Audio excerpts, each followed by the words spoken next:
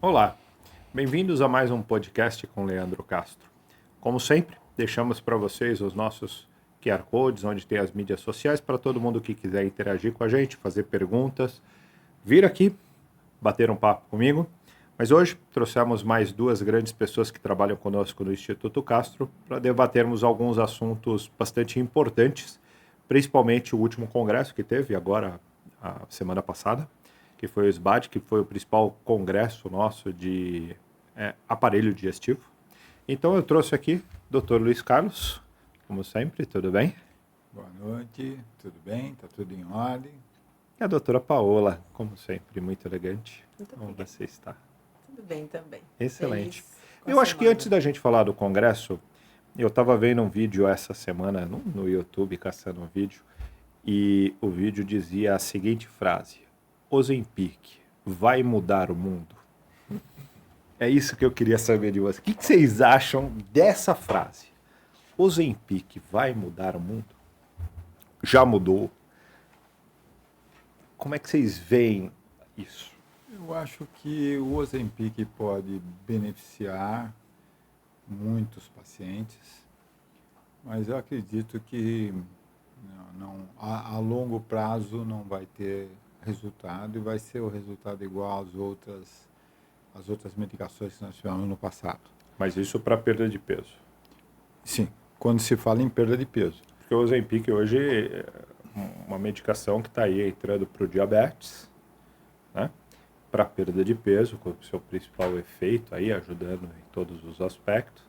E hoje está se estudando cada vez mais alguns outros benefícios da utilização do Ozempic, né? Não, eu acho que a medicação Ozempic e os seus análogos, que agora tem o próprio Mounjaro, que está sendo lançado, é uma mistura hormonal.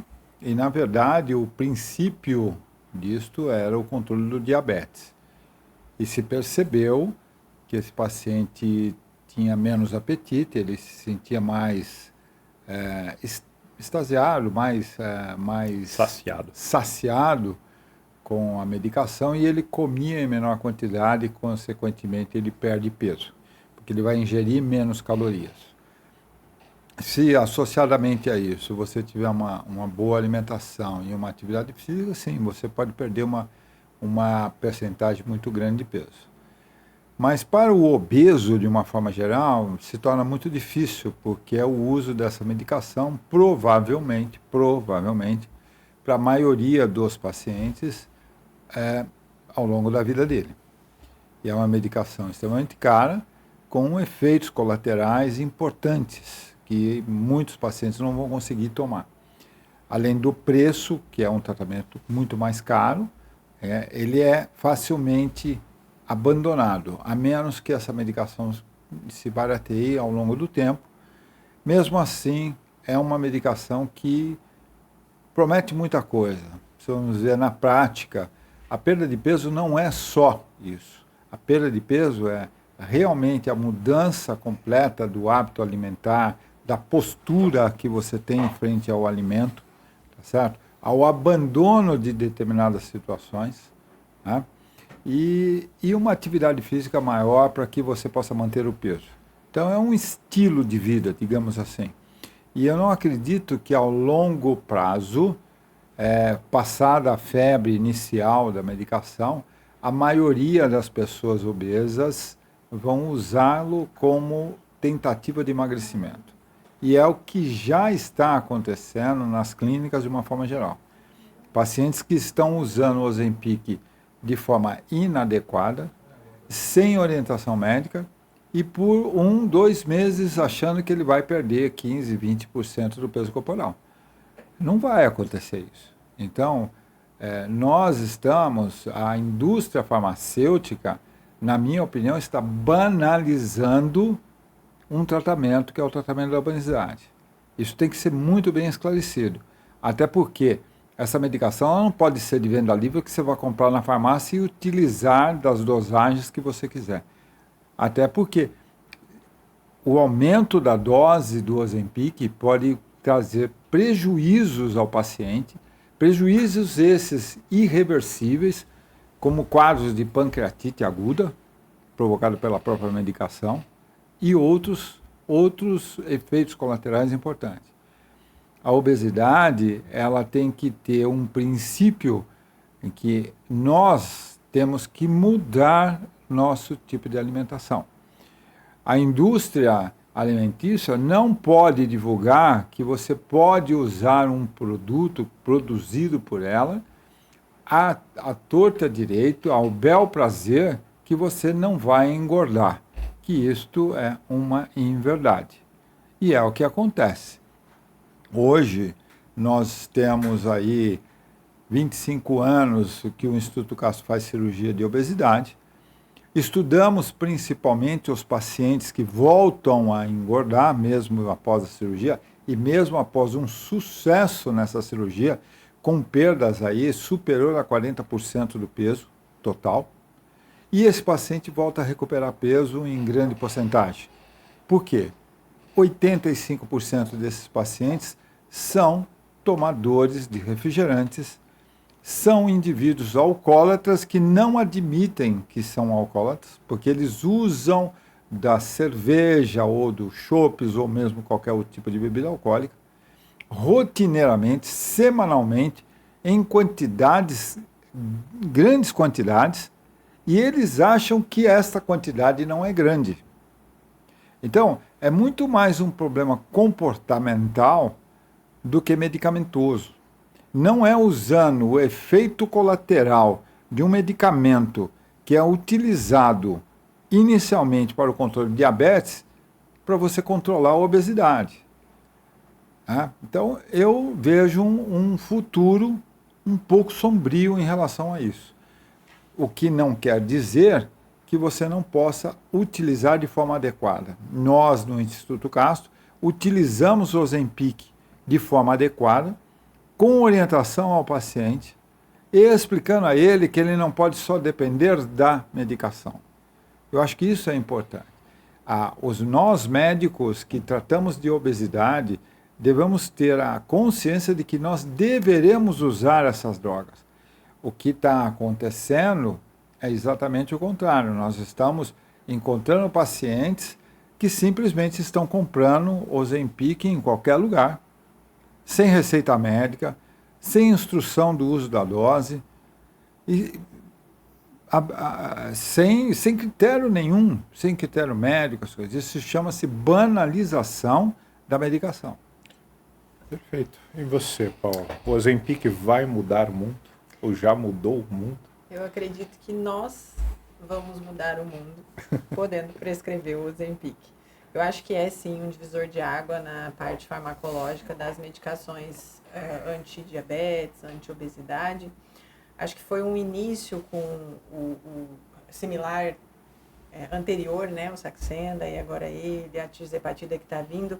Eu acho que começou-se a estudar uma novidade na farmacologia de remédios para emagrecer, porque a gente ainda não tinha nada que agisse dessa forma. Diretamente, né? E aí, inibindo o centro da fome, que é a proposta desse tipo de medicação, através de ajustes hormonais, eu acredito que a gente tem um divisor de águas mesmo do que foi feito até agora.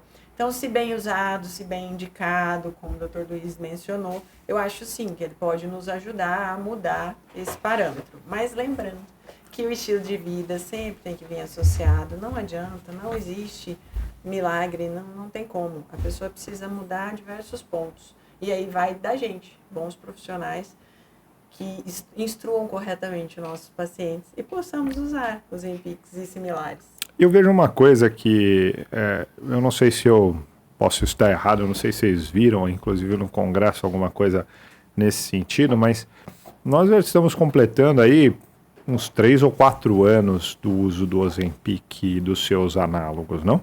Acho que tem daí para mais em vendas corriqueiras. O Saxenda há pelo menos 10 anos, né? Sim, vendas corriqueiras, né? Nós não vimos a diminuição de nenhum índice da obesidade. Isso. Assim, quando a gente, talvez, você vai pegar ali, tem um paciente que emagreceu, que usou, o outro que melhorou ali, mas eu não lembro de ter visto nenhuma marcação falando assim, olha, a obesidade caiu 3, 4% porque nós temos esse tipo de medicação. Eu não vi. Mas é isso que me chama bastante o atenção que quando tá a gente fala o em mudanças, não? O que me chama a atenção é exatamente isso. Você tem o uso dessa medicação seguramente há mais de 10 anos. E o que não é orientado ao paciente é o seguinte: para que ele possa perder pelo menos 15% do peso total que ele tem, que é mais ou menos a média de perda de peso com o uso de Ozempic, tá, ou de algum similar, ele tem que usar no mínimo 6 meses. Há um ano. Eu acho que isso é um ponto muito marcante, né? Isso eu acho que é um ponto errado de muitos tipos de dieta, que é aquela pessoa que chega e fala assim, eu vi uma dieta ali para perder 8 ou 10 quilos em um mês. É uma dieta tão radical, mas tão radical que muitas vezes você não consegue... Tipo assim, se o seu problema é 8, 10 quilos, talvez dê certo. Se o seu problema é 30, não é 10 mais 10 mais 10. Era 10. Inclusive o prometido era 10. E eu acho que esse é o grande ponto, muitas vezes, do uso dessas medicações. Se você tem 20, 30 quilos para perder, então se você realmente tem uma obesidade a ser tratada, você precisa de tempo para tratar.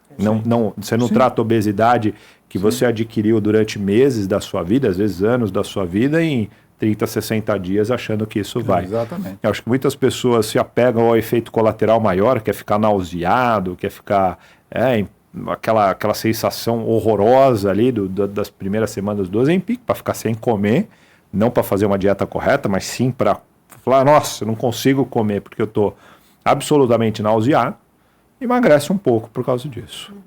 Agora, eu não sei se vocês viram, tem uma notícia do Ozempic que ele fala que em alguns testes, em alguns estudos, o Ozempic já consegue mostrar uma melhora do comportamento viciante em coisas mais pesadas, inclusive drogas como cocaína, maconha, drogas efetivas sendo tratadas com o Ozempic, porque ele consegue melhorar aquele sistema de recompensa similar a isso e uma melhora do vício desses outros tipos. Eu não sei se chegaram a dar uma olhada em algo semelhante. Recente, bem recente, bem recente, ainda bem restrito.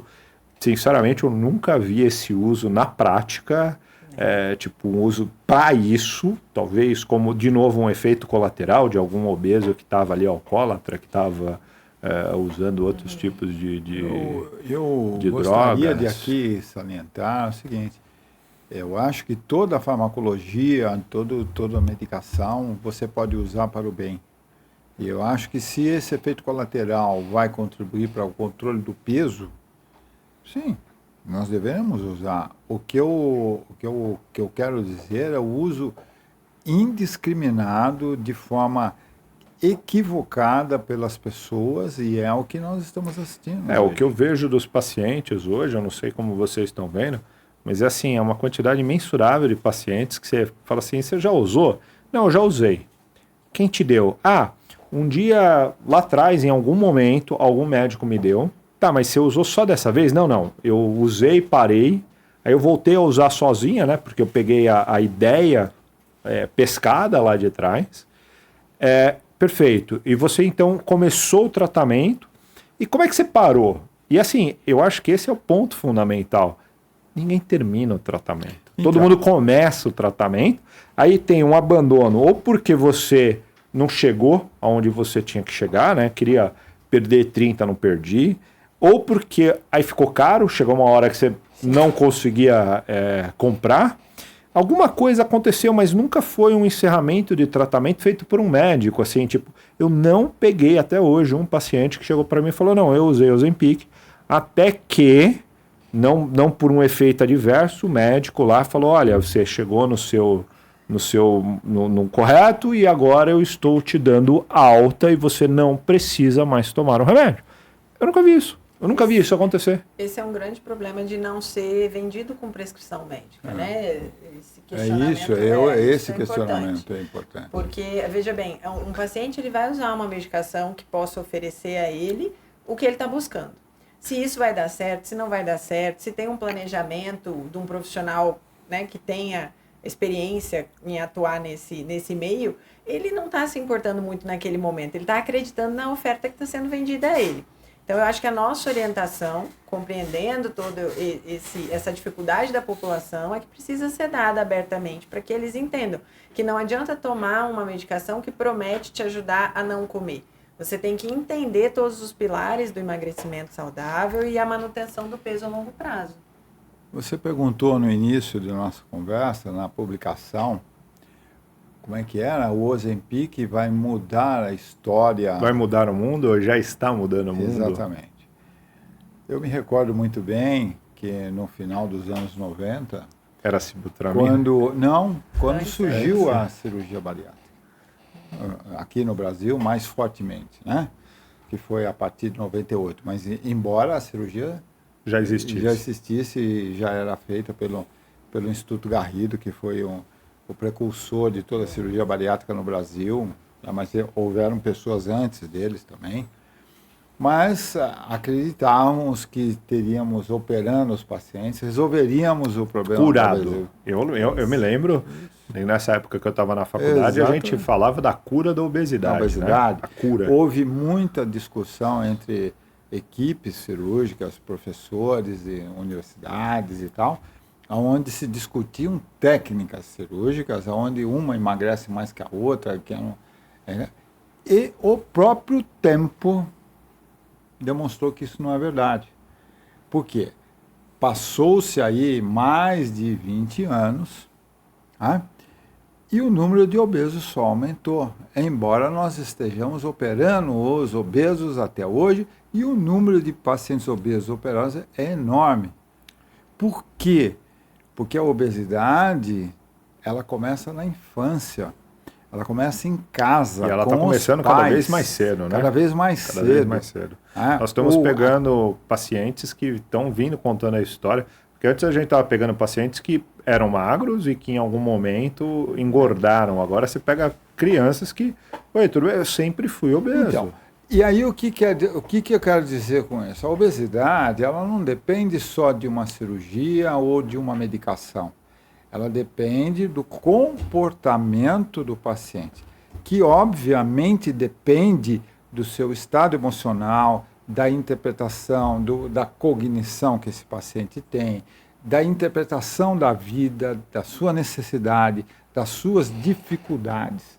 Então é uma doença complexa. E quando você me pergunta que o Ozempic é uma mudança, não é. Não é e não vai ser. Até porque nós passamos isso com a sibutramina lá atrás, né? Com a sibutramina, femproporex e análogos do gênero que prometiam coisas absolutamente semelhantes e não cumpriram. E eu acho que a grande falha de todos esses remédios, eu não sei se vocês concordam ou não com isso, é que no final das contas eles não tiram da gente o real prazer de comer, ou a vontade de comer, ou a habilidade de comer. Tipo, você está tomando Ozempic e você consegue comer, se você quiser. Ou se você passar na frente de alguma coisa, que você vê alguma coisa que você realmente quer, não é porque você está tomando Ozempic que você não vai comer. Se você quiser, você vai conseguir. Eu acho que isso é o que mais marca a presença para mim do Ozempic. Porque principalmente muitas vezes a gente não come. Tipo Exato, a gente não come por fome muitas vezes. Né? A gente come muito mais por prazer, por outras razões sociais do que. Mas acredito que é uma medicação que vai nos ajudar muito para que nós possamos ajudar nossos pacientes a controlar o peso. Concordo. Inclusive a evolução, né? Porque as drogas, os fármacos, eles vêm devagarinho numa categoria e vão evoluindo. Sim. Então, se a gente permitir que esses medicamentos entrem para os pacientes com boa indicação, a gente vai colher os bons frutos. É que precisa ter a indicação correta. E uma pergunta, vocês acham que amanhã, então nós já talvez conseguimos chegar aqui num consenso de que no momento não é o Ozempic que está causando uma diferença na quantidade de obesos ou na obesidade mundo afora. Amanhã, se esse remédio fosse mais barato, ou até mesmo se ele fosse de graça dado pelo governo, você acha que sem a barreira do preço, Você mudaria a sua opinião sobre o Ozempic? Eu acredito que você teria uma amostragem maior de pacientes utilizando. Mesmo assim, nós vamos entender que o paciente tem que usar a medicação por um período, que ele tem que mudar o estilo de vida. E eu acho que pelas necessidades do dia a dia, a cada indivíduo, você vai bater na mesma barreira que é o estilo de vida de cada um de nós. Você vai bater na mesma barreira, você entende? Vai haver contribuição? Vai haver contribuição. Agora, é o que eu insisto, não é somente a medicação. Eu viajei, nós fomos para um congresso, o SBAD, e visitamos outras cidades no Brasil e fora do Brasil. Eu gostaria aqui de salientar algumas coisas assim que são inerentes, que é a própria educação que nós temos. O brasileiro, assim, não que todos, felizmente não são todos, obviamente que não são todos, mas nós temos pessoas que não sabem, muitas vezes, conviver em sociedade. Quando você pega uma pituca de cigarro e joga no chão de qualquer lugar, ou que você joga um lixo em qualquer lugar, você vê o quê? Cidades sujas. Cidades onde, quando cai um temporal, inunda totalmente, porque nós provocamos o lixo que entope os bueiros, ou que entope os rios, ou que entope as coisas. Assim é com a nossa alimentação. A maioria de nós mesmos sempre temos justificativas para comer a comida que é gostosa, que é prazerosa e que sabemos que não deveríamos comer. E que sabemos que não deveríamos, mas nós sempre temos uma justificativa interior nossa mesmo, que usamos para sair fora disso. Eu posso dizer aos nossos pacientes, aos nossos ouvintes, ser operado e tentar manter-se magro, eu posso te dizer como médico, como cirurgião e como paciente operado, que é muito, muito difícil. E aí acho que entram as drogas que podem ajudar. Então, quando a gente consegue alcançar o peso ideal, usando ou não a droga, fazendo ou não uma cirurgia bariátrica, se a gente alcança um peso tido como saudável, foi projetado para que seja alcançado esse peso. Se eu fiz um projeto que vai ter manutenção, que vai ter atendimento a longo prazo, orientação a longo prazo, eu consigo mudar o meu estilo de vida, eu consigo me beneficiar de uma cirurgia ou de uma droga, tendo um período longo desse de acompanhamento. E desse benefício, né? Porque eu não vou ter o reganho de novo, como é o que mais acontece com os pacientes que passam por algum projeto de dieta, né? Projetos mais curtos. E lembrando que os fármacos da família e das glutidas, que são esses que a gente está conversando, o intuito do fármaco ele foi projetado para agir no centro da fome. Mas ele traz como efeito colateral, às vezes náusea, uma desmotilidade gástrica, trazendo sensação de cheio, de empachamento, né, para quem está usando.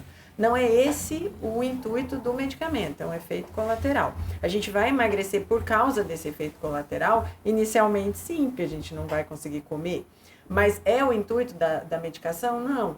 Então ele tem uma profundidade maior nos dados científicos, no para que ele serve. E não a gente pensar que ele tem que dar náusea ou tem que dar a sensação de cheio para que ele funcione.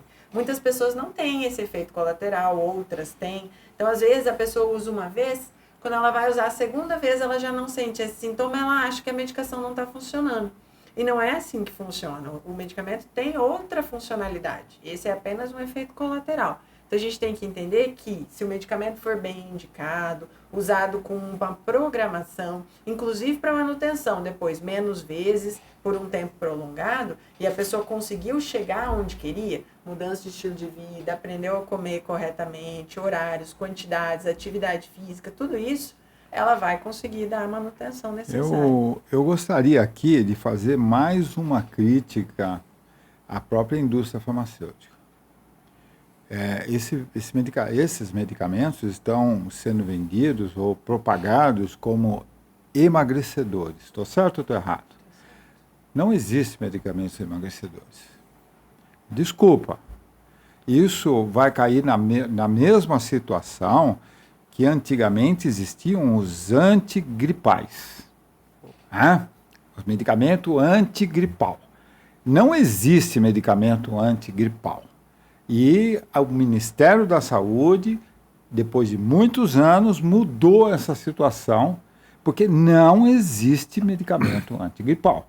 Como assim não existe medicamento emagrecedor, gente? Isto não existe. Não é possível. O medicamento, ao causar uma saciedade no paciente, ele vai comer menos e aí ele vai emagrecer. Quando você fala que esse medicamento é propagado como emagrecedor, o indivíduo vai entender que ele vai tomar o remédio e pelo remédio ele vai emagrecer. Tá certo? Isso não existe. Isso é propaganda enganosa. Só que muitas pessoas acreditam nisso. Sim. Mas vamos lá, doutora Paula, me fale sobre o Congresso. O que você viu de bom no Congresso? Vamos lá. A gente tem uma vez ao ano a Semana Brasileira do Aparelho Digestivo. Eu e o Dr. Luiz estávamos lá representando o Instituto Castro. Assistimos diversas aulas interessantes e a gente viu muita coisa da rotina diária de consultório, da rotina diária das queixas dos nossos pacientes. E um tema que é sempre discutido inúmeras vezes e estudado é o refluxo gastroesofágico. Ou doencinha que não sai, né? Ele vai para lá, ele vem para cá. O refluxo, eu diria que é a base do consultório, né? Assim, sei lá, acho que 60%, 70% do movimento no nosso consultório do gastrocirurgião, do gastroclínico é refluxo gastroesofágico. Dado fresquinho do Congresso, 1 em cada 5 pessoas no Brasil sofre de doença do refluxo gastroesofágico. Sofre de doença do refluxo gastroesofágico sintomático ou você está botando todos os assintomáticos no meio dessa conta? Porque sem sintomas não está na conta. Né? Porque o que a gente tem de refluidor assintomático, refluidor que tem sintoma 1 ou 2 vezes ao ano e, portanto, eles não relatam, não? Sim. E se a gente pegar hoje, eu não sei qual é a sua visão, mas se a gente pegar hoje endoscopias feitas como screening na população de uma maneira geral, como teste só para check-up, o que tem de esofagite em paciente assintomático é muito grande. E aí? É verdade. E aí lá eles deixaram bem claro para a gente que a gente tem que levar em consideração dois quadros diferentes de refluxo. O que tem as lesões esofágicas e o que não tem. Então a esofagite erosiva e a não erosiva, né? E aí existem ainda pacientes que não têm lesão nenhuma. Então, e ainda assim são refluidores. Antigamente era 50% das endoscopias sem esofagite, ainda assim você considerava, por sintomatologia clínica, refluxo gastroesofágico. Mudou isso também? Não, a gente ainda pode considerar um paciente refluidor pela sintomatologia. O que foi bem dito foi que a gente, quando encontra um paciente que tenha determinadas características, então tenha queixas mais de 2 vezes por semana, há mais de 3 meses. Quais né? queixas, doutora? Vamos deixar claro aqui para o pessoal o que é refluxo gastroesofágico. Quais são as queixas? Então, vamos.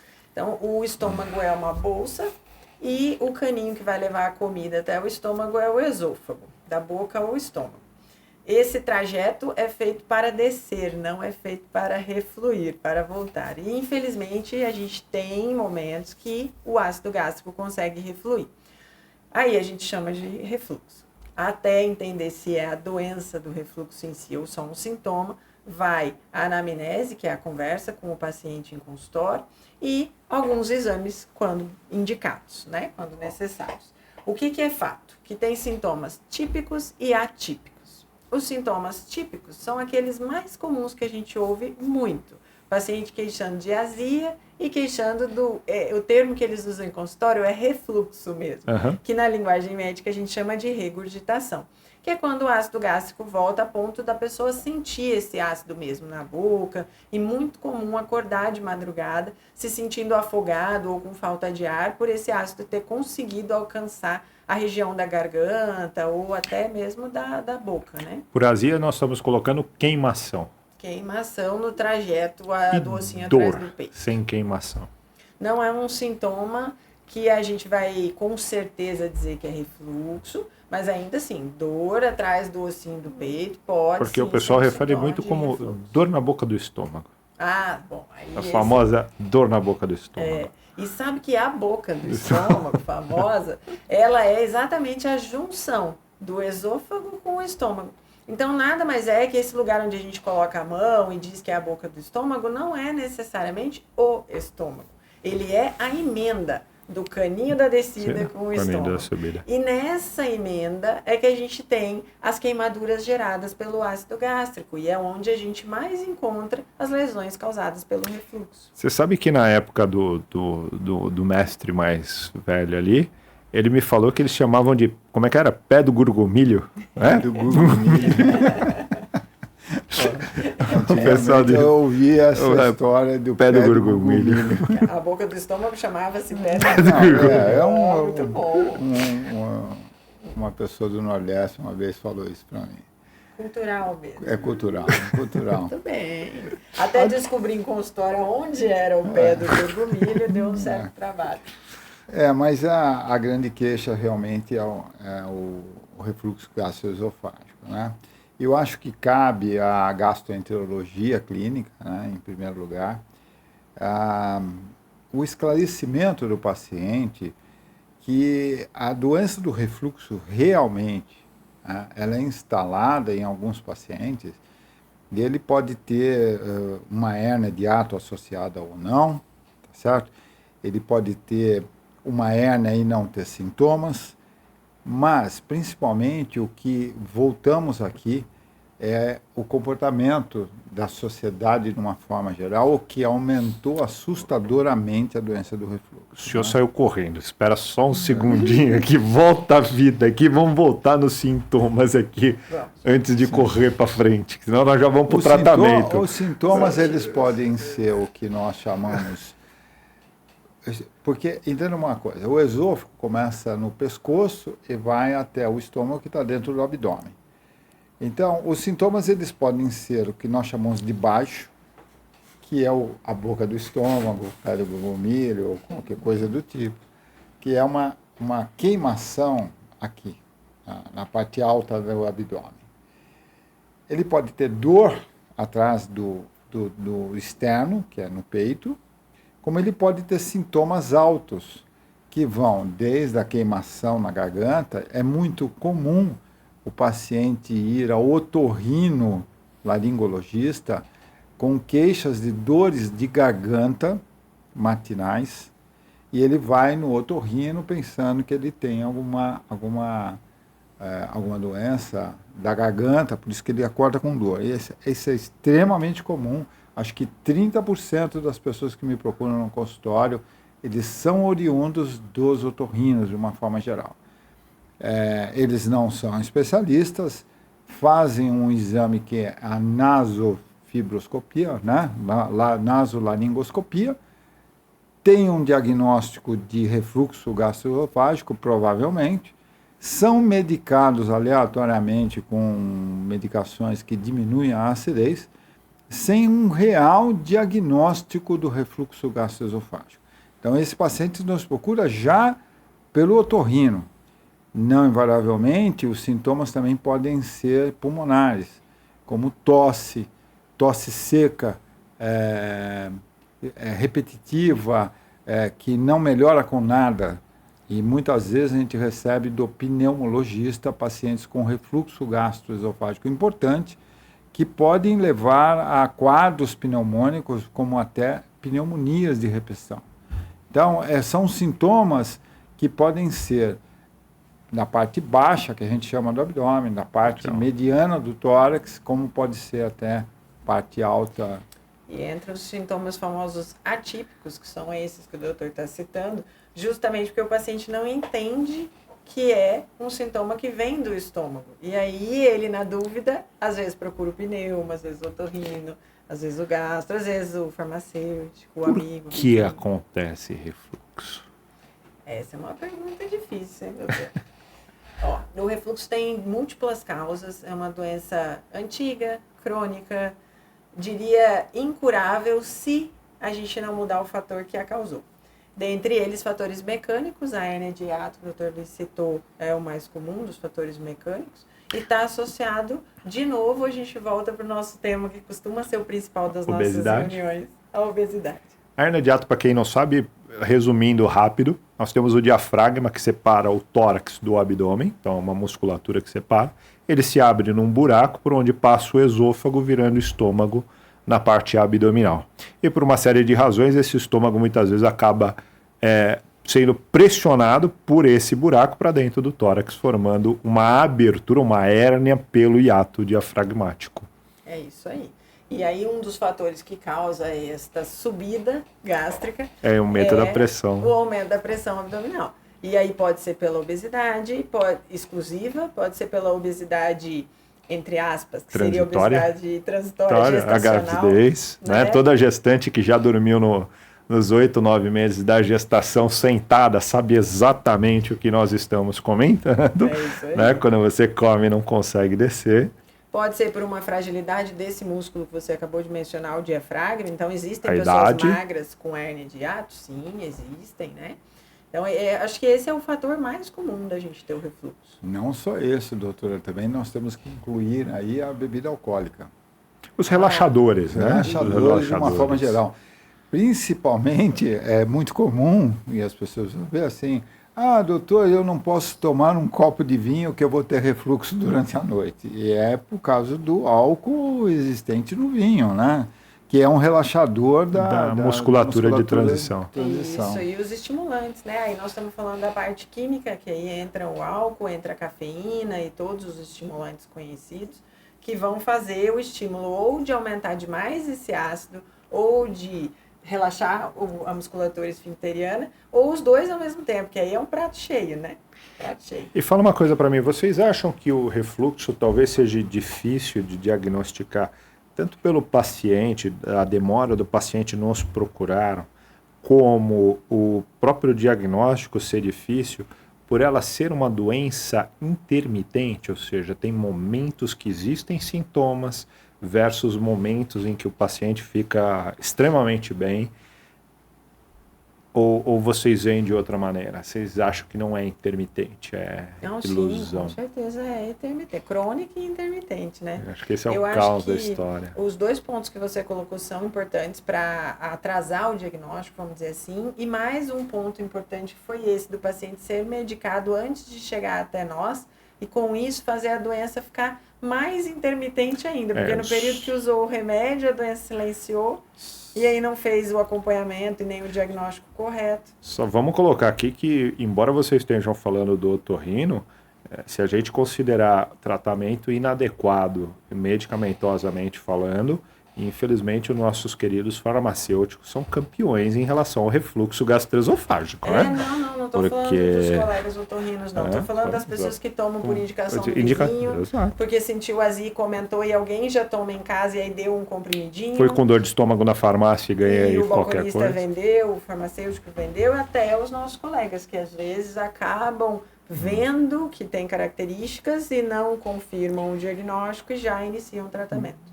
Doutora Paola, como é que você vê a situação, principalmente, é muito, muito comum no consultório, principalmente na sua maioria entre as mulheres do que os homens também, mas mais comum nas mulheres. Essa semana mesmo, ontem, me procurou uma paciente que usa relaxante muscular para uma dor nas costas, para uma dor de origem, usam até para cefaleia, para enxaqueca, insônia para dormir. Então ele toma um relaxante muscular. O esôfago é um órgão muscular, ele vai relaxar e vai aumentar o refluxo gastroesofágico. Nós estávamos falando agora há pouco no uso do Ozempic. Né? O Ozempic, ele causa refluxo gastroesofágico por estase gástrica. Isso. Por estase gástrica, porque fica aquilo no estômago. Então, nós temos, na doença do refluxo, vários componentes diferentes em diferentes pessoas que podem aumentar esse refluxo gastroesofágico. Mas saliento, como você enxerga o uso indiscriminado de relaxantes musculares pelas pessoas de uma forma geral? Eu acho que é um problema, de fato, e levando em consideração que eles são usados para com diversos intuitos, então acabam sendo usados inúmeras vezes, né? Sim. E o diafragma, que é o músculo que forma esse esfíncter, essa válvula que a gente comentou que afrouxa, né, em alguns momentos, ele também é de uma musculatura afetada por esse tipo de medicação, né? Músculo estriado também. Perfeito. E fala uma coisa para mim, nós já falamos de alguns alimentos que são relaxantes, né? Então, como a bebida alcoólica, chocolates, para quem não sabe, ajudam a relaxar e assim por diante. O resto da alimentação, ela realmente guarda uma característica com o refluxo? Existe uma alimentação que realmente é pior para o refluxo? Ou é o horário, ou é a quantidade? Como vocês orientam o paciente em relação à alimentação? Porque se você for na internet, você vai encontrar do mundo mais variado de coisas. Qualquer um que for na internet aí em casa e botar dieta para refluxo ou dieta para gastrite, fica doido. Não sabe porque primeiro que você tira tudo, né? Acho que você passa a não comer nada. Toma água. Toma água que melhora. Isso mesmo. Mas como você enxerga isso? A gente teve, novamente, esse é um dado já bastante antigo, muito estudado, e que cada vez ele é reforçado nos congressos. Ele nem é uma novidade para nós que estamos no meio. Mas um funcional muito bom, mecânico, é a elevação da cabeceira da cama.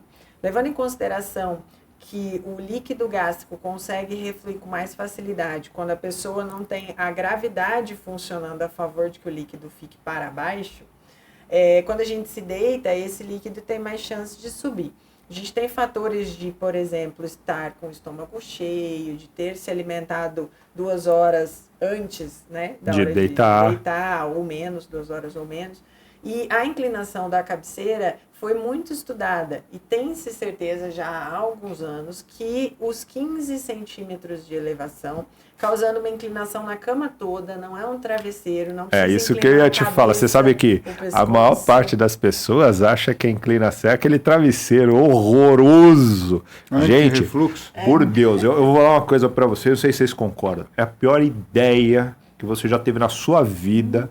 É achar que um travesseiro que, primeiro que ele pega na metade do tórax e ele faz isso, né? Ele não faz você ficar inclinado, ele faz você ficar dobrado. Então, você vai acordar com dor nas costas, com dor no pescoço, provavelmente você nem vai acordar em cima do raio do travesseiro, ele vai ser jogado para qualquer lugar. Isto não dá certo. Isso não é uma boa ideia. Não. Dormir com 2 travesseiros levantando a cabeça também não vai resolver o seu refluxo. Pelo amor de Deus, parem de fazer isso. É isso aí. Para ficar mais fácil, alguém muito esperto, não sei quem foi, criou e começou a vender de uma maneira muito fácil para que as pessoas adquiram. Tem esses Mercado Livre, essas coisas de internet, que vendem um kit de pé anti-refluxo para quem usa cama box. Então, antigamente, que a gente tinha a lista telefônica, eu colocava a lista telefônica, dava a medida já da altura da cabeceira embaixo dos pés da cabeceira da cama. Hoje, a gente tem a oportunidade de comprar o kitzinho pé anti-refluxo. Se você virar a sua cama box, facilmente, com as suas mãos, você consegue retirar os pés originais do seu box e consegue colocar manualmente, sem dificuldade, os pezinhos, sendo que o mais alto é de 15 centímetros, o médio e o baixinho, na ordem. O mais alto na cabeceira, o médio no meio, o baixo nos pés. Quando você retorna o seu box e coloca o colchão em cima, ele já está com a inclinação perfeita anti-refluxo. Então, é fácil, não é difícil. Só precisa estar bem orientado. Esse é um ponto que funciona para valer, vale a pena. E o hábito de tomar água à noite? Porque Eu acho que nós estamos tomando cada vez menos água durante o dia e a coisa mais comum que tem é você pegar pessoas que tomam água à noite, levam um copo d'água pro lado da cama, jarra d'água pro lado da cama. Como você vê isso e o refluxo gastroesofágico? Lembrando que o próprio refluxo da sede, né? Deixa a boca seca, a garganta seca. Então é muito comum a gente ter relato de pacientes que já têm o refluxo, às vezes nem sabem, que acordam a madrugada toda para tomar goles de água por causa da secura da boca. Entre outras doenças que causam o mesmo sintoma. Então, pode ser a quantidade de água ingerida e em seguida se deitar, ou até ingerir deitado, né? As pessoas nem levantam direito da cama e já estão ingerindo aquele gole d'água. Mas um gole de água não costuma refluir. A gente vai ter um refluxo quando a gente ingere uma quantidade um pouco maior. E aí vai quantidade e horário. Não é porque a água é um alimento saudável que ele não vai gerar refluxo. Eu converso bastante com os meus pacientes assim. Se você já está refluindo, talvez tenha uma alteração do esfíncter, da válvulazinha aquela. E aí você vai lá e pega um copo de 500 ml de água e toma de uma vez virando esse copo rapidamente, a tua chance de ter um refluxo é muito grande, mesmo de estômago vazio. Imagina para quem tem costume de comer tomando líquido, deitar logo após tomar o líquido, e pode ser sim o líquido santo, que é a água, porque ele pode ser capaz de auxiliar um refluxo dependendo da quantidade de horário. Até porque vocês precisam lembrar em casa que quando você tomar água, assim que ela bater no teu estômago, essa água vai estar ácida, porque ela vai misturar com o ácido gástrico em frações de segundos, e o que você vai refluir não é mais água, é água com ácido, ou água ácida. Isso, e aí esse e aí é que tá o caos da história. Uma outra situação que nós temos, com duas outras situações que nós poderíamos salientar aqui, poderíamos ficar a noite toda conversando. Hoje existe um dado, de cada 10 brasileiros, 6 ou estão acima do peso ou estão obesos. E essa é uma situação refluidora. Tá? Mas eu queria perguntar uma coisa, doutora Paola, que podia esclarecer os nossos pacientes. A doença do refluxo é uma doença incurável e ela é intermitente. Ela piora com o tempo? Ela piora com a idade? Ela piora com o tempo? Ela vai fazendo o indivíduo se tornar cada vez mais dependente de uma medicação usualmente tomada todos os dias? Sem dúvida. O envelhecimento traz para a gente diversas alterações, tanto na nossa anatomia, quanto na funcionalidade do nosso organismo todo, também do nosso aparelho digestivo. Né? E nós estamos falando de uma doença muscular, né? De fraquezas de musculatura. E aí nós vamos falar de uma segunda parte, que é a dismotilidade esofágica, onde, para os nossos pacientes, para quem está nos ouvindo, motilidade esofágica é um movimento que todo o tubo gastrointestinal faz no intuito de empurrar o que você comeu para dentro de todo o intestino, absorver para que você evacue as fezes. Então, esse movimento chama motilidade esofágica no esôfago, motilidade gástrica, intestinal. E existem muitos pacientes com dismotilidade, principalmente quando ele atinge a 3ª ou 4ª década de vida. O que nós poderíamos comentar com os pacientes a respeito? Nós vimos isso lá, né, no nosso congresso da semana passada. As doenças de dismotilidade, desde a parte superior até a inferior, como o Dr. Luiz mencionou, são comuns e cada vez mais comuns, e aumenta sua incidência, prevalência com o passar da idade. Não, só uma pergunta. Aumenta, nós estamos vendo esse aumento da incidência ou prevalência por algum fator novo, tipo nosso tipo de dieta mais moderna, ou porque fazemos o diagnóstico melhor? Eu acho que mais do que isso, vai além. Estar fazendo o diagnóstico melhor, hoje a gente tem bons aparelhos que conseguem medir esta força com que a musculatura do trato gastrointestinal faz as contrações para empurrar o que precisa ser empurrado para baixo. E é um exame muito importante a manometria esofágica, em se tratando de esôfago. Existe de outras partes também do aparelho digestivo. E essa medição ajuda muito a compreender essa força. E a gente não tinha acesso quase a esse exame há 15, 20 anos atrás, Não. bem menos acessível. Mas né? ainda hoje você você tem tem uma dificuldade. Ainda né? tem. É uma dificuldade de se arrumar locais para Sim. E fazer. outra assim coisa, por diante. existem exames diferentes para manometria esofágica. Você tem uma primeira classe de exames e você hoje já tem uma manometria de alta resolução, onde o diagnóstico é muito mais preciso, né? Com certeza. Porque os pacientes precisam ser alertados que nem todo exame é fidedigno. Nem todo exame Mas é essa fidedigno. entra aquela história, né? Nós não tratamos exames, tratamos Temos os o paciente. Sim, né? Bom, mas o continua. exame consegue mensurar para a gente em número O que está acontecendo? o que está acontecendo e qual é o número da população que está tendo esta alteração de motilidade. Então, a vantagem do exame, além de ser usado em consultório, que não é para todo mundo, não adianta você querer sair correndo, fazer uma manometria, não é para todo mundo, mas tem as suas indicações e o seu gastroenterologista vai saber solicitar quando necessário. O que eu quero dizer é que a gente tem exames melhores, tem um pouco mais de acesso a esses exames e com isso os números vão subir mesmo. Então, Certo. tem maior diagnóstico. Por outro lado, a população está envelhecendo e vivendo por mais tempo. A gente tem associado à desmotilidade outras doenças, o diabetes é uma delas, a evolução da doença do diabetes é uma delas, e as doenças relacionadas ao nosso estado de humor, que hoje a gente comenta bastante, que tem associação com a digestão também. Então, ansiedade, depressão, doenças do humor têm relação direta. Até porque eu sempre enxergo que a ansiedade, principalmente, né, e os seus derivados, fazem com que o indivíduo perca uma das coisas mais essenciais que nós temos, que é a mastigação. Perfeito. Que as pessoas engolem comida cada vez mais rápido porque você tem pouco tempo. Nós perdemos acho o que hábito também tem de, um de fator. mastigarmos, sentarmos, comermos mais devagar, né, dando tempo para... Como essa comida que nós comemos hoje, na maioria das vezes, ela é altamente processada, Sim. tá? Como, por exemplo, farinha de trigo, que é utilizada largamente, a farinha de trigo, pouco se mastiga. Pouco se mastiga. Tá? E quando o indivíduo mastiga pouco, ele deglute muito ar. Tá? E isso você vai ter uma aerofagia, provocando muitas eructações. O uso de bebida gasosa rotineiramente.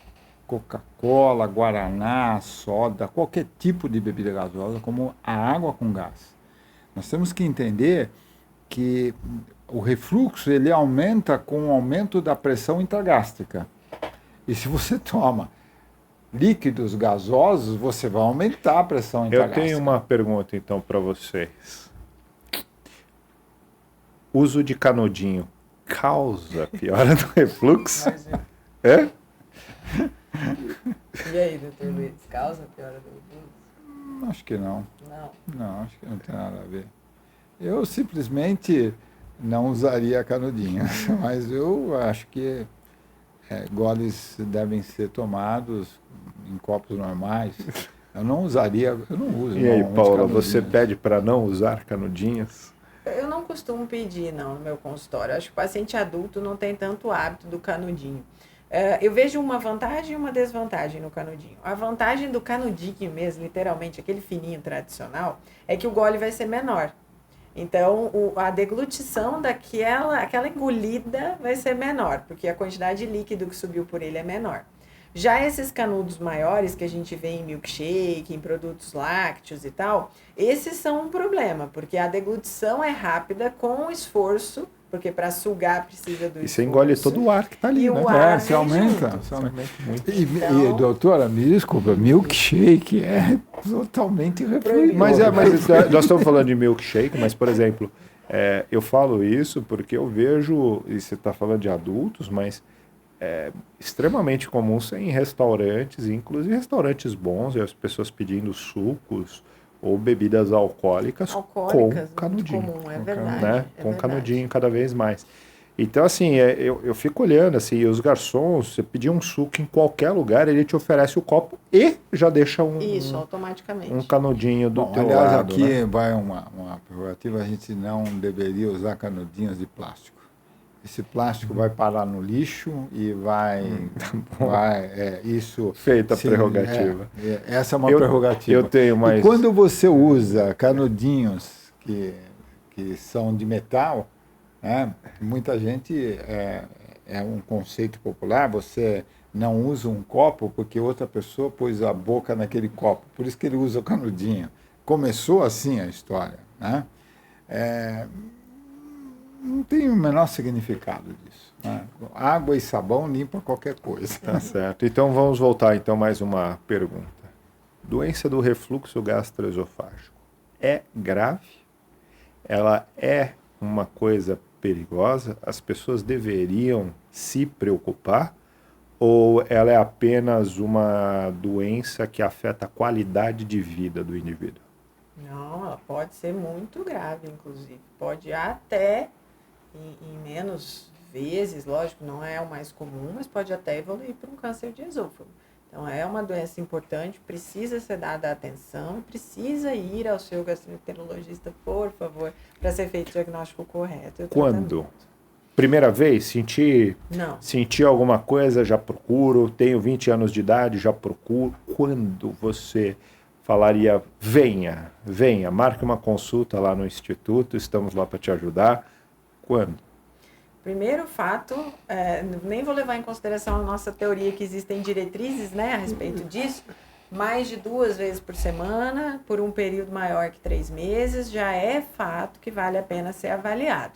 Então, se você tem um sintoma de azia, por exemplo, apenas na festa de Natal, tá tudo bem, não tem problema, não precisa procurar o seu gastro.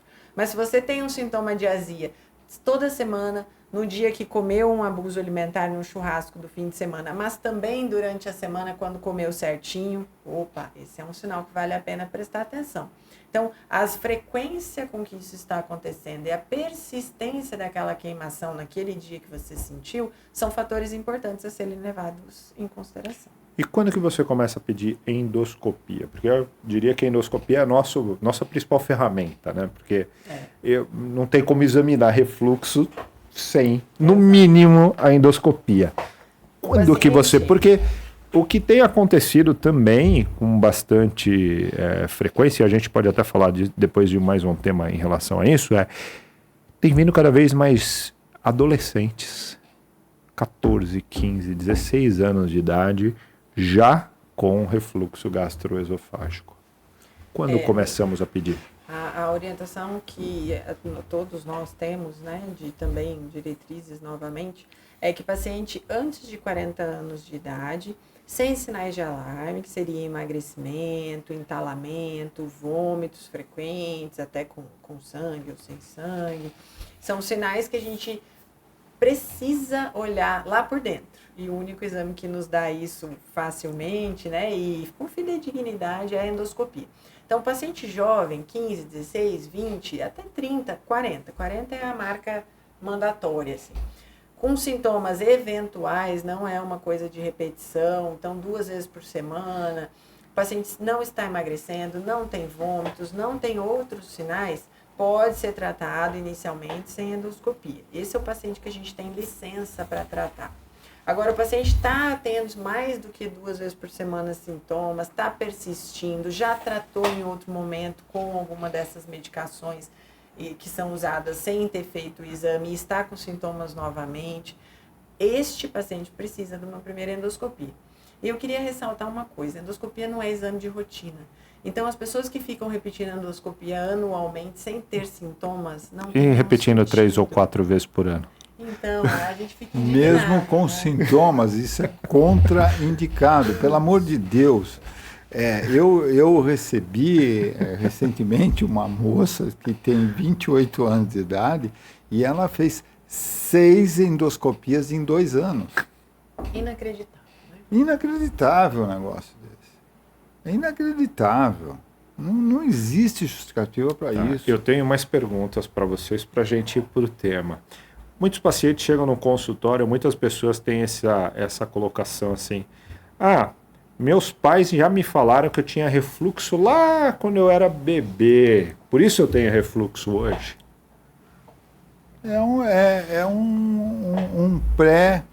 Uma pré-condição.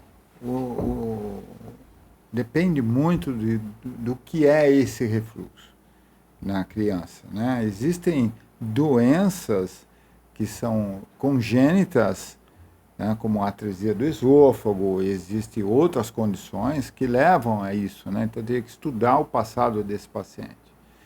Mas hoje, o que eu vejo na minha prática clínica é um paciente multifatorial. Acho que esse é o grande lance. E nós temos que aqui dividir, não existe uma prerrogativa contra gênero ou coisa do tipo, mas a doença do refluxo hoje ela é muito mais comum, muito mais frequente na mulher do que nos homens. E isso tem a ver muito com o polimedicamento que ela usa. Tá? É comum nós pegarmos pacientes que hoje têm pré-diabetes, por exemplo. Ele tem pré-diabetes, ele tem um sobrepeso, pré-diabetes, com uso de metformina. A própria metformina vai causar estase gástrica e vai causar refluxo, e é um efeito colateral do medicamento. E esse paciente não pode ser rotulado como um indivíduo que tem doença do refluxo. Né? Existem muitos pacientes que usam anti-inflamatórios não hormonais para alívio da dor.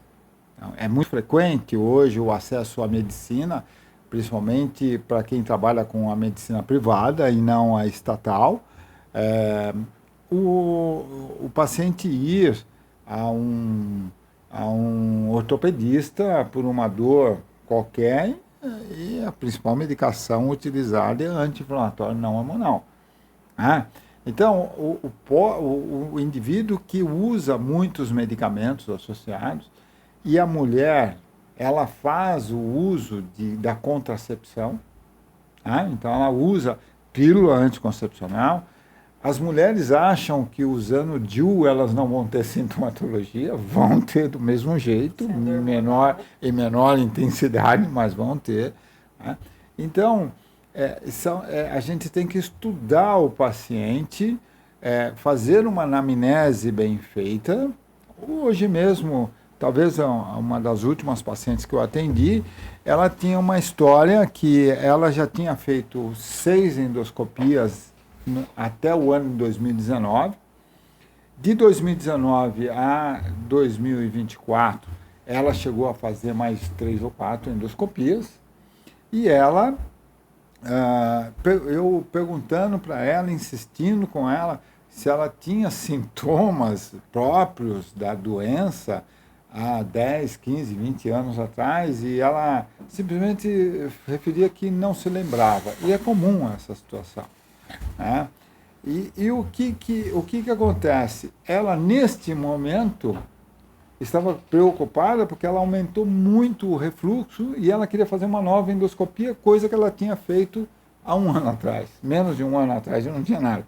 Mas tinha aumentado muito o refluxo e ela estava preocupada com isso. O que é? Só que eu perguntei a ela, nos últimos 6 meses você fez uso de alguma medicação e tal? Não fiz e tal.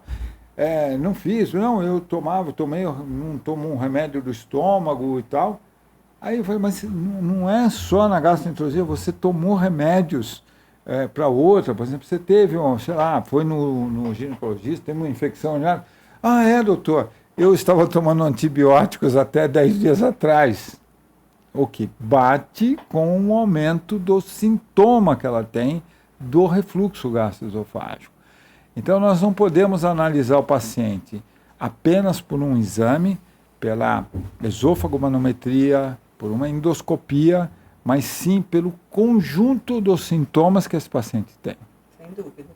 E a respeito das crianças, a gente tem que lembrar que uma criança que encheu a barriguinha, que é bem pequenininha, de leite, fazendo esforço para conseguir sugar, Quando ela termina e ela não tem muita noção, discernimento de quando está satisfeita mesmo, né? Aí passa um pouquinho daquele limite e tudo, ela terminou de mamar, chacoalha ela, né? Porque levanta a criança, bota no ombro ou daqui a pouco bota no berço. Essa criança vai ter uma reviravoltazinha e tem chance sim dela ter a regurgitação naquele momento do que está sobrando, entre aspas, do leite dentro da barriguinha. Não quer dizer que ela é uma criança refluidora, não quer dizer que ela tenha a doença do refluxo. Exatamente. Inclusive, na pediatria se estuda muito isso, né? Porque o refluxo para pediatria é a criança que não está ganhando peso. Isso. Aí é a doença real do refluxo, é a criança, ou o bebê, a criança que não está ganhando peso. O fato deles refluírem, mesmo com 2, 3 anos de idade, a criança vai lá, almoça, pula 30 cambalhotas, uma atrás da outra e fala, tô passando mal. Você sabe que agora é a história de vida, né? Eu dava plantão ali, quando eu vim para São Paulo, eu dei uns plantões quando tinha o Parque da Xuxa, lá no Parque da Xuxa. E era assim, quando eu entrei lá, o pessoal já falou, você fica tranquilo, quando for entre 11 horas e 2 da tarde, o que você mais vai pegar é criança vomitando aqui, porque os pais dão fast food, vai pro brinquedo fazer gira-gira e 10 minutos depois tá vomitando tem que na ser enfermaria do local. Cada caso tem que ser avaliado. Eu tenho mais 2 grandes perguntas sobre isso, porque são 2 perguntas que eu acho que são marcantes para nós. A primeira delas, H. pylori, Helicobacter pylori e refluxo. H. pylori piora, melhora, não tem nada a ver com refluxo, porque é extremamente comum das pessoas acharem que é o H. pylori o causador do refluxo gastroesofágico. E aí, doutora? Pelo contrário, né?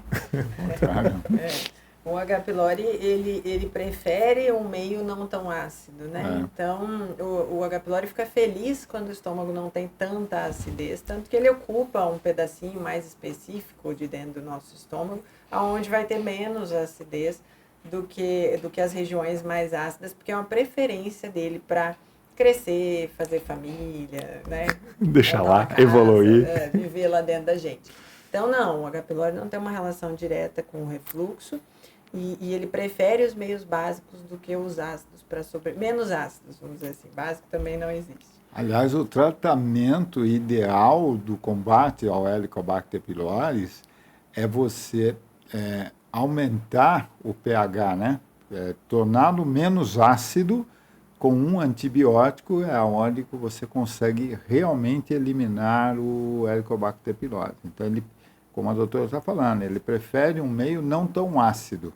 Né? E eu tenho a última pergunta em relação a isso, porque eu diria que o tratamento base nosso são os bloqueadores de bomba de prótons hoje, né? Que são os antiácidos ou os famosos derivados do omeprazol. E também entrando agora os PCAPs. Sim, são as medicações mais novas. Mas vamos ficar aqui no omeprazol, porque acho que ela é a mais famosa de todas, né? Omeprazol causa demência? Que acho que essa é a falácia mais... é Alzheimer, não é demência, é Alzheimer. Não, e câncer de estômago. Isso, Nem, pelo amor de Deus.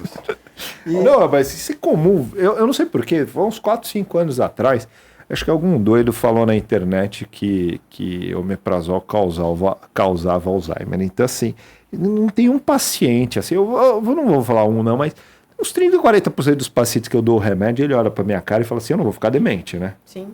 É impressionante, cara, impressionante. Bom, a gente...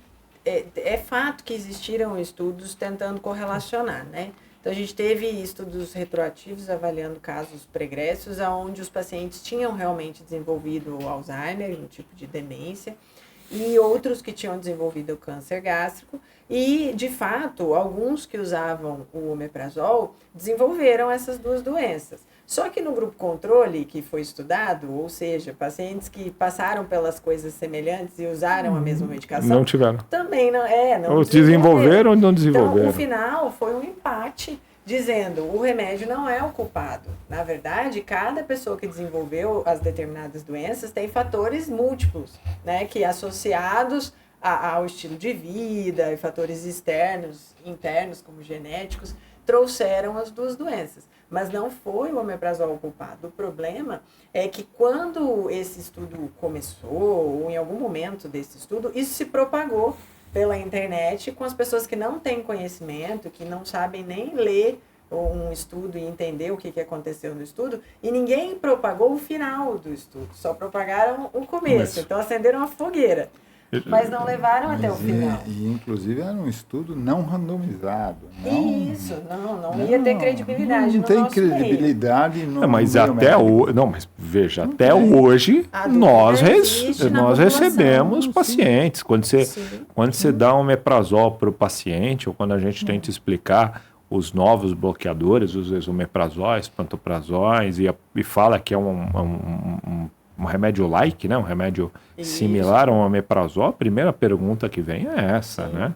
Então não causa demência. Olha, veja bem, eu acho assim que a internet, os vários meios de comunicação facilitaram bastante o acesso a informações por parte de toda a população de uma forma geral. Mas, infelizmente, nós temos aí, eu já vi nessas redes sociais, alguém, não disse que era médico, não acredito que seja, tá? Que tem uma tampinha no esôfago, não sei se vocês viram, que tem uma tampinha e que eles resolvem o problema da tampinha do esôfago, que o cara não vai ter refluxo gastroesofágico, que ele resolveu o problema do refluxo gastroesofágico. Então, existe de tudo na internet. Existe de tudo. Isso não pode ser uma coisa séria. Não pode ser uma coisa séria. Você entende? É que ele resolveu, que era até uma mulher, que eles resolveram o problema da tampinha, da tampinha do... É inacreditável propagar que você tem um tratamento que você cura uma doença que é evolutiva e incurável. Incurável. Nós não falamos aqui, nós estamos salientando, porque seguramente 90% da doença do refluxo, o tratamento é clínico.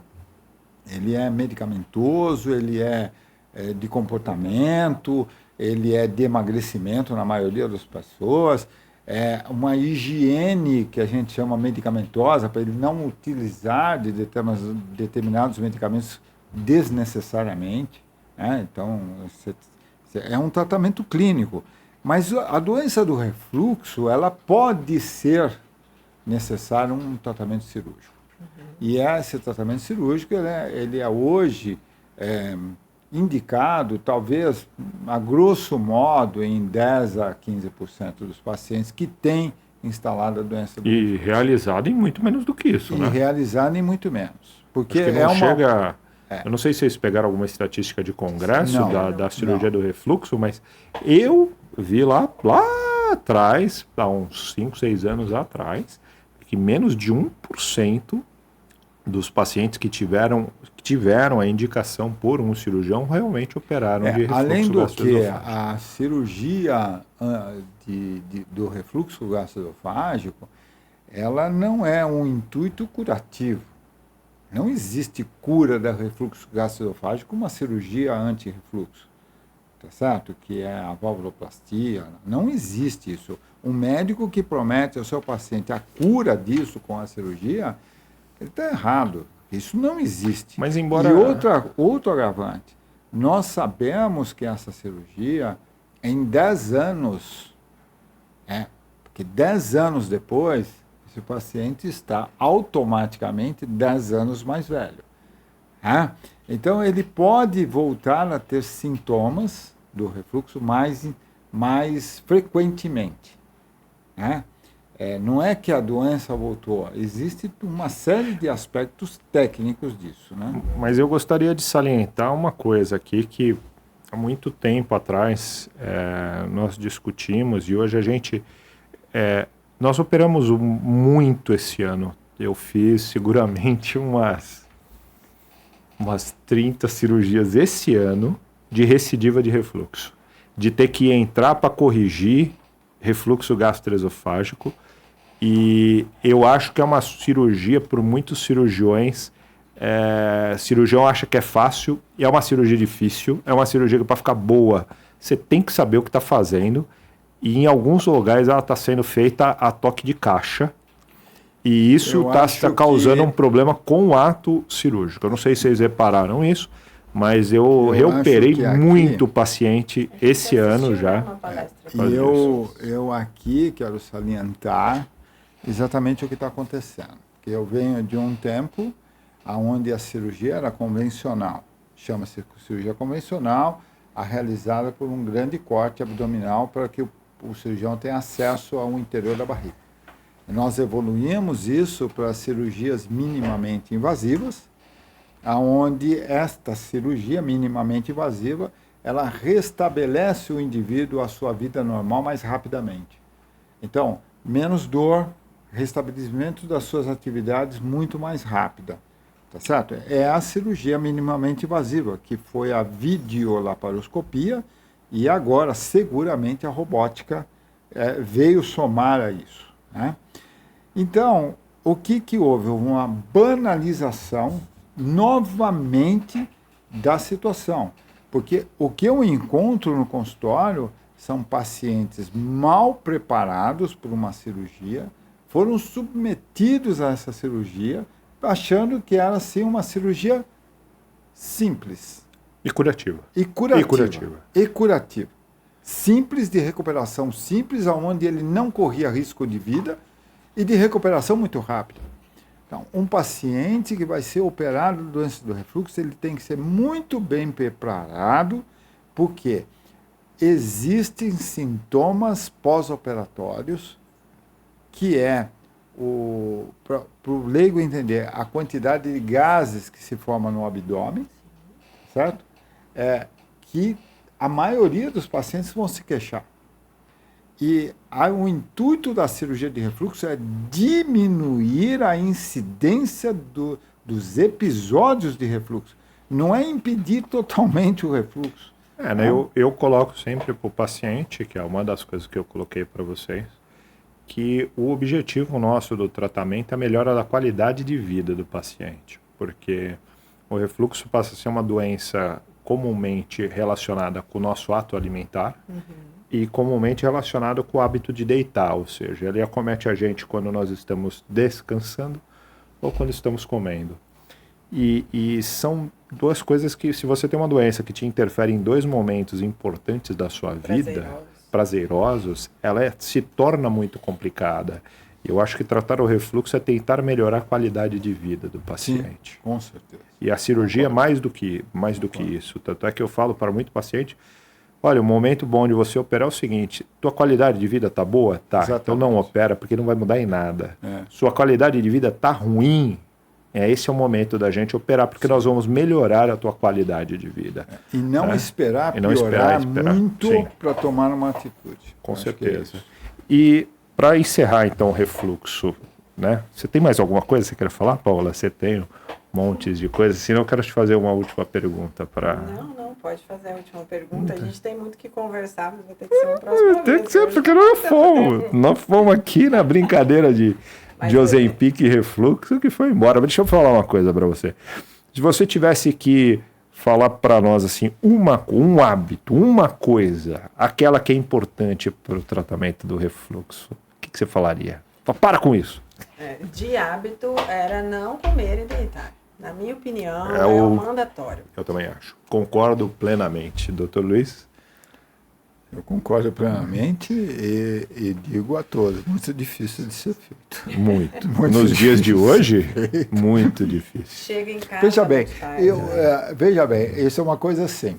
Sexta-feira à noite. A pizza.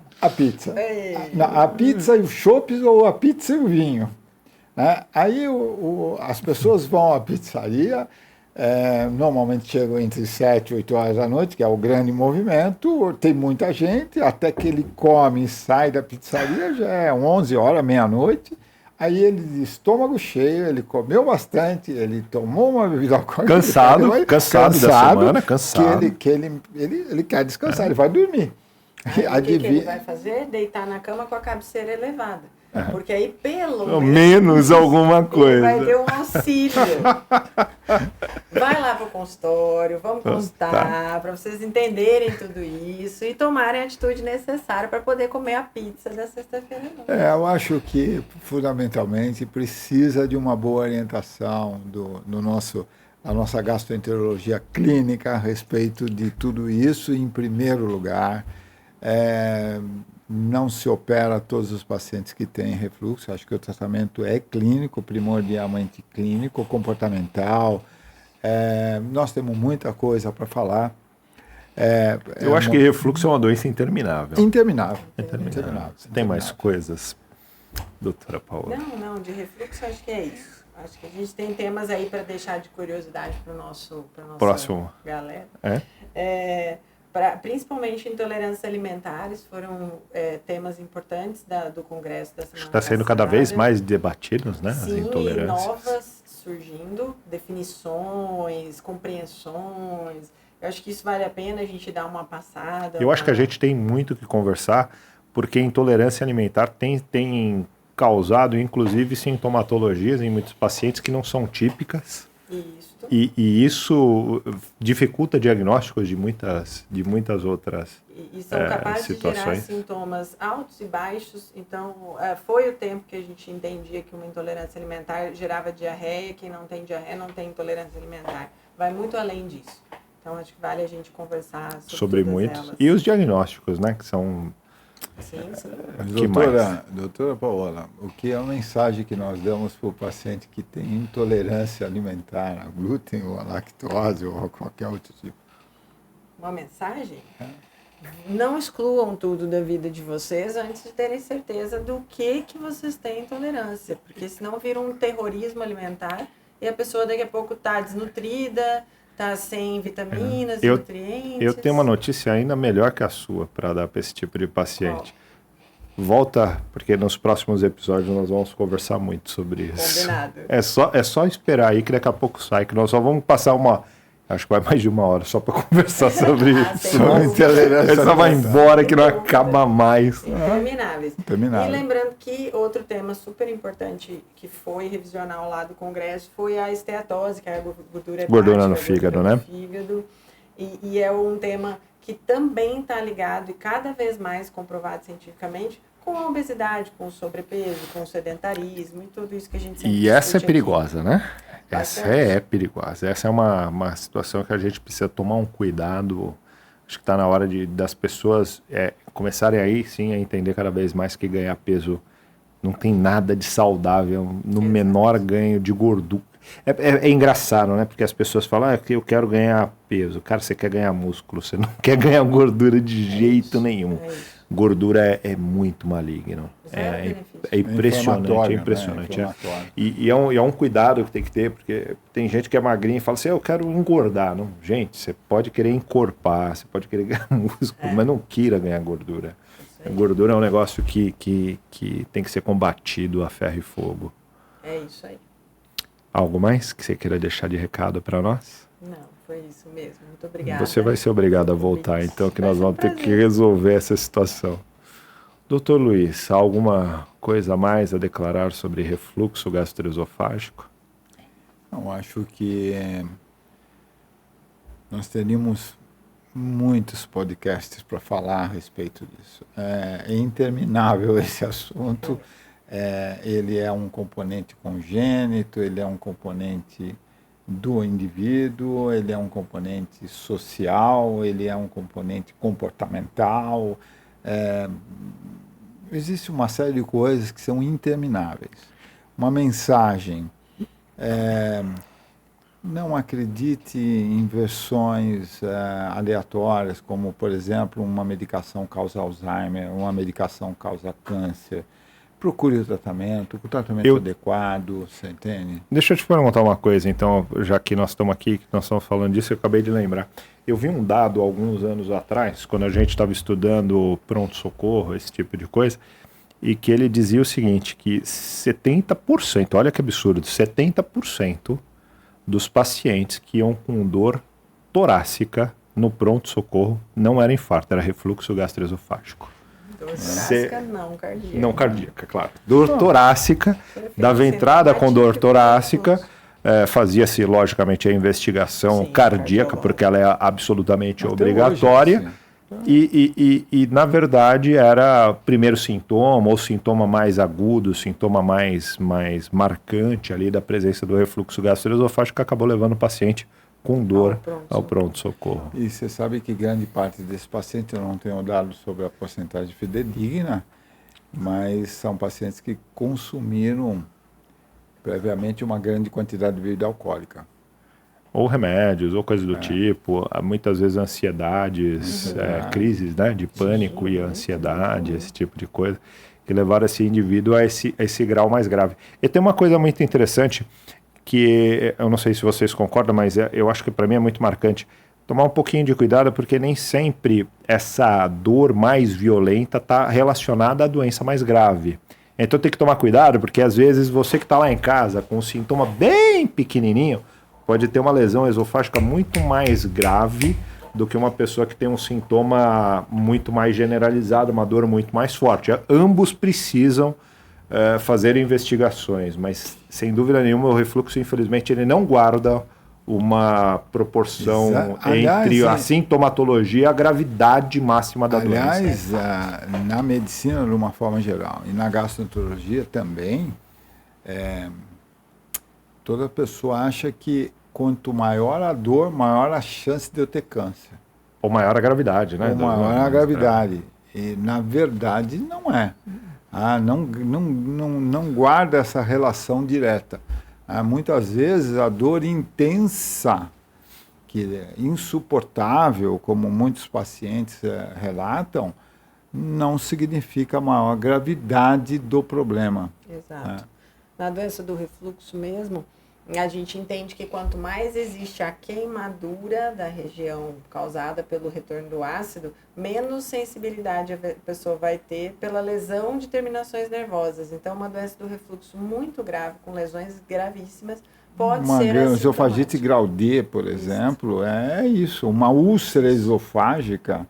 Muitas vezes você encontra um paciente com uma úlcera esofágica com quase nenhuma sintomatologia. Então, é uma grande verdade, fica essa mensagem para a população. Eu acho que é uma coisa que vocês têm que pensar. Então, sintomas pequenos, sintomas grandes, nós estamos lá, vem nos procurar, vamos fazer uma investigação e fazer uma investigação séria para a gente ter certeza do que a gente está fazendo. Nós não conseguimos dar tempo aqui também de falar de todo o tratamento do refluxo. Acho que é um tratamento absolutamente longo, variado, varia muito de pessoa para pessoa, de como você está, para onde a gente quer levar essa qualidade de vida, que é o que nós estamos insistindo bastante aqui. Então, ficamos para o próximo. Muito obrigado pela presença, muito obrigado. A noite foi muito agradável, dá vontade de não parar de falar de novo, né? A gente fica batendo muito papo aqui, vai muito longe. Obrigada pelo convite. Estaremos juntos na próxima. Muito obrigado, doutora Paola, Leandro. A todos, nós vamos deixar de novo o nosso QR Code aqui, para todos que quiserem interagir, que quiserem perguntar, mandem perguntas. Quem quiser ir na clínica, no Instituto Castro, para nos conhecer, doutora Paola, doutor Luiz, a mim, nós estamos todos lá, praticamente todos os dias. É só marcar a sua consulta, a sua avaliação, e se quiser nos perguntar aqui, deixa a mensagem aí embaixo. E até a próxima, até o próximo podcast. Tchau. Ótimo.